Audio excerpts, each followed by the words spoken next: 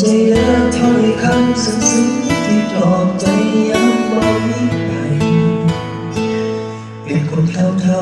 ๆพอจนมันเหงาแต่บ่มีใครเอาไปใส่ใจมาคุยแล้วก็หายเสียใจอยู่เด้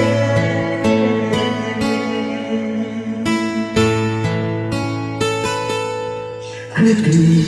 ก็รู้สึกดีกันไปว่าเราจากยากเรามีหวังแต่ก็ต้องหมดหวังนั่นสิก็รู้สึกจริง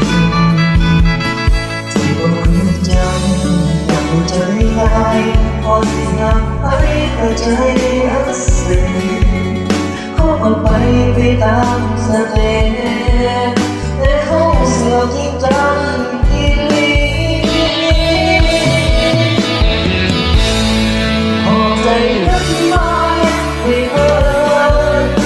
คิดว่าเขาเป็นคนสำคัญ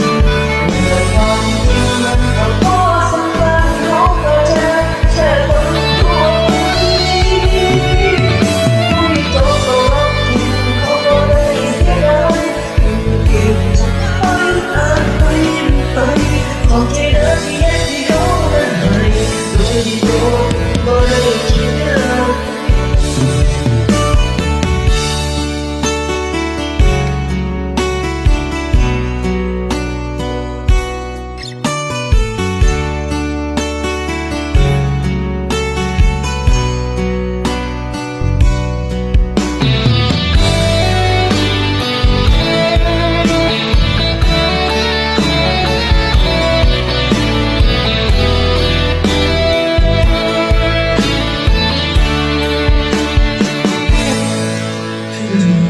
ตอนรู้สึกดีแต่มันไป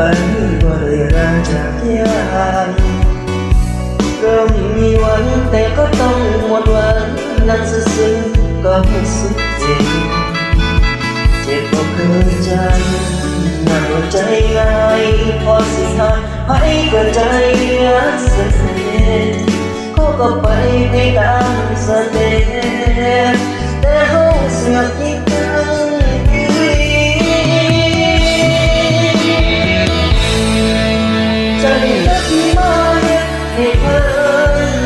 คิดว่าเขาเป็นคนสำคัญแต่ความจริงมันก็พอสำคัญเขาก็แค่คนทั่วไปผู้ที่เจอก็รักจริงเขาก็ได้เสียดายเพราะมันอ่านไปขอบใจเด้อที่ให้เขาให้โดยที่เขาก็ได้คิดได้ขอบใจเด้อที่มาให้เพิ่ม